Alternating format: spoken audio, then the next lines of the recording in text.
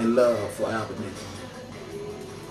Bigger to me, but we walked in and I didn't want to go any further.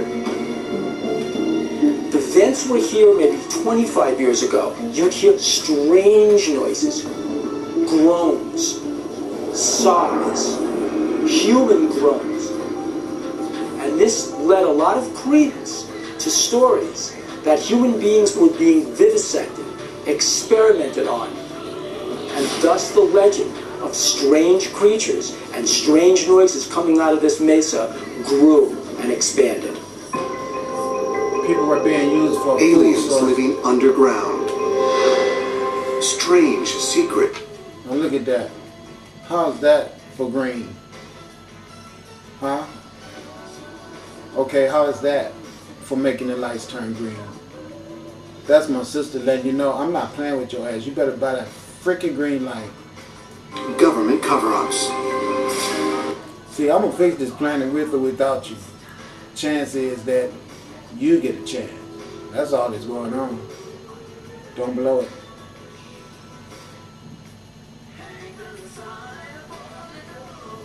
Don't blow it. Could Native American legends of underground beings help unearth the truth behind these incredible stories? Some think the answer might be found deep beneath the surface of North America. But others believe the truth lies hidden in a mysterious cave, thousands of miles to the south. A cave that hides proof of alien visitors who journeyed beyond the stars.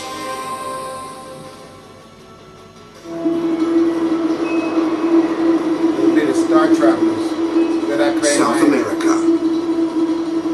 The Andes mountain range in Ecuador.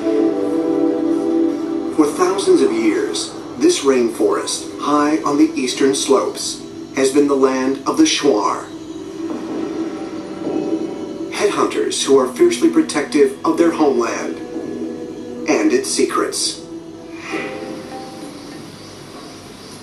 And of all the Shuar's secrets, perhaps none has been so carefully guarded as the location and entrance of the Cave of Tayos. But why?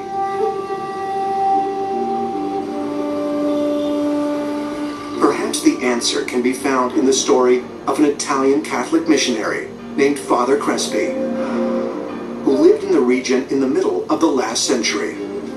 Father Paolo Carlo Crespi, he was loved by the Indians. He helped them without asking for money, and the Indians made them some presents.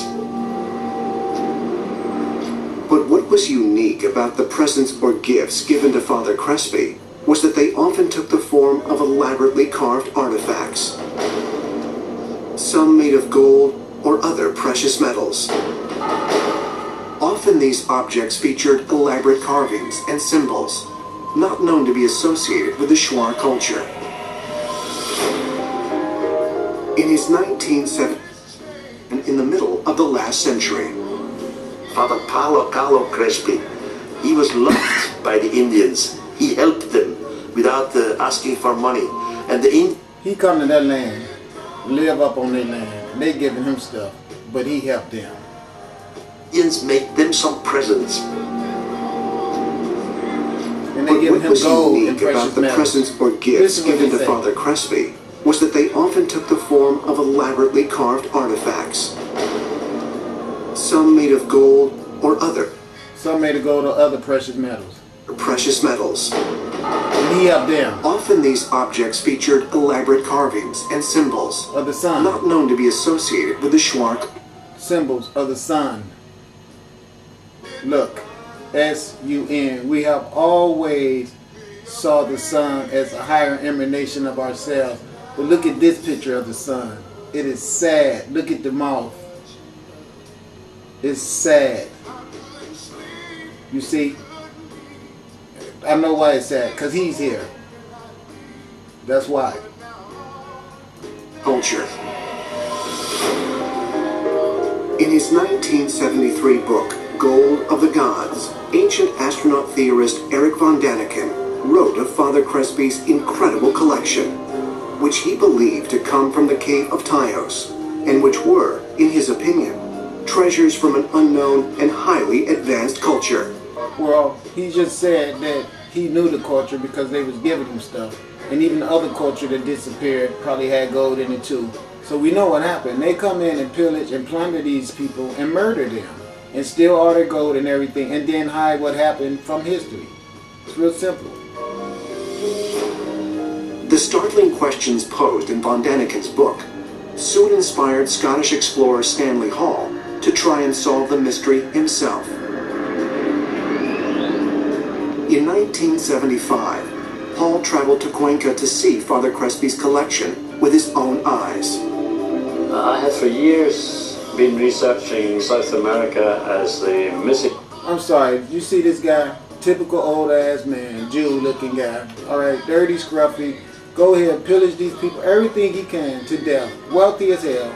You better believe it, because he goes and stole everything he can. And then here these two guys is going right on their crimes, okay, that they've done. And get all the notice and the publicity for finding the artifacts of the ancient people that our great-great-great-great-great-great-grandpappies murdered, and I've been here ever since that initiation, okay?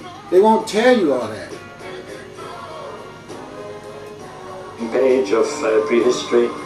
I first heard of the Taos Caves was in Eric von Daniken's book and followed it through from there. And one of the presents which the old priest received is a tablet with 36 writings. It's a metallic tablet. No one until today was able to translate these writings.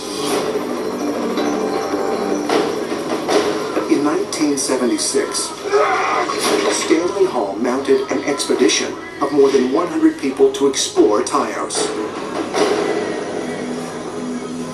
Among them was American astronaut Neil Armstrong, the first man to walk on the moon.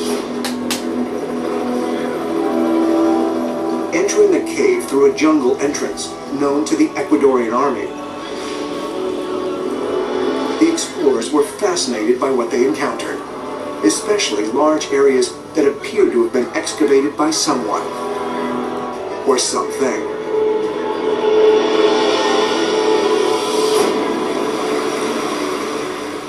Okay, now think about sinkholes, and imagine if some big ship at one time came and drilled this way into the earth, alright? And then what if it just covered up its tracks as it went into the earth by having the people on the earth never have someone like YouTube to show you all that stuff? So the only way you can really know that it's on the earth is that you go to it. But the problem is no one can afford to go to them. So if it wasn't for YouTube, a lot of the damn sinkholes that's around the earth available for people to see, people would still be unknowing of them. So they're all over the earth. It's just that you have the type of communication devices on earth right now that point them out to you. And the new ones that's popping up, it's probably because they've always been here too. It's just the consciousness of people on earth is changing, and that's what's causing the need for these sinkholes to open up, because God is ready to use them as a way to clean house. Head of the British Geological Group, Dr. Brian Kelly, in 1976. You can see the marks in the wall. It was difficult for him to explain the actual... You can see the marks in the wall. Entering the cave through a jungle entrance known to the Ecuadorian army. Look at the trail marks in the wall. The head of the British Geological Group, From the drill. Dr. Brian Look. Kelly, in 1976. Look at the grooves. He admitted that it was difficult for him to explain the actual large doorways that you see in these caves. Look how monolithic that is. Although Stan Hall's expedition did find a tomb chamber with items dating... If you see the light ships that's at the sun in my orbs, you know how we're able to move all this stone and do all this excavating, because we have that type of technology available to us, which is sunlight technology. So sunlight technology can manifest in any type of machinery that you want it to, on demand, to make planes fall out of the sky. to 1500 BC. A ring! A stone ring! The expedition found no treasure, and no trace of anything that looked like the artifacts in Father Crespi's collection. But if Taos was not the secret origin of Father Crespi's amazing collection, where did it come from? Undaunted, Hall didn't give up his search. 15 years later, in 1991, the explorer tracked down an Ecuadorian named Petronio Jaramillo, who claimed to have entered the Cave of Tayos through a secret entrance back in 1946. And apparently, Petronio had visited this cave for the very first time when he was very young, when he was in his teens. He said that he had to dive underwater, go in this underwater tunnel, and then come up. Jaramillo told Hall he wandered through chamber after chamber of ancient relics, including a vast room of books made from gold and other metals. Books with unrecognizable writing. Possibly like that on one of the metal tablets in Father Crespi's collection. The other things looked like formulas. Now listen, let's get something straight, okay? If these people that was here on this land possessed that one metal tablet that he got in his hand right there, and they have more than that, you know that greedy ass Jew would have murdered them for that one and for every one that they had, because it's made of gold. So if he's showing you that one, that's only because he's only showing you that one. How many does he have? And how much stuff did he find there that's so intriguing he's sacrificed his whole life to staying at this place and looking for more treasures? You see, this is the greed that we're dealing with right here. They have come in here and murdered all these people and stole all of their hard-ass work of knowledge, even discovered underground labyrinth tunnels hidden by water, that they've been there so long and tortured so many people that eventually all the secrets that they knew was there, they got them. And it's all because they wanted to steal the artifacts that he was just holding in his hand, the priceless gold that these people were receiving knowledge from the sunlight to make writings of God available for their generations of people to come forever, so we could all remain on the divine path. And these guys, because of greed and their filthy ass minds, they come and murder everybody and steal those artifacts so they can put them up in museums. And that's not what they were designed for. That's why they're all going to be killed, because they've stagnated the God and Goddesses' progresses on this planet. And so on and so on. So it was one spectacular statement after another. Some argue whether or not an ancient civilization had come down to Earth and had used this cave system to leave certain artifacts of their civilization behind for us to recover. Unfortunately, before he could guide Stanley Hall to the... See how messed up their minds are? Someone have to come from another civilization to hide their artifacts here from someone in their civilization who they obviously don't want to get them.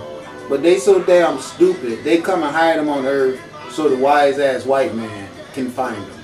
You see how this stuff will go right past your head if you don't analyze what they're saying.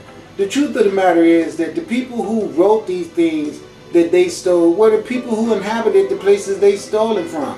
They just don't want to admit it because they haven't did anything that great. The only thing they did is contributed barbarism and murder and theft of these artifacts. And then to prove that they didn't do anything wrong to the people they murdered and stole it from, they don't let the people who made the damn artifacts take credit for making them. Otherwise, they have to admit that these people were more brilliant and sophisticated than us because they could make these things, and the only thing we could do is murder them and steal their possession. underwater cave entrance, Petronio Jaramillo died, taking the secret to his grave. Stanley Hall himself died in 2008, before he was able to renew his search for the so-called Metal Library. Fortunately, Stanley Hall's daughter Eileen has decided to continue her father's work.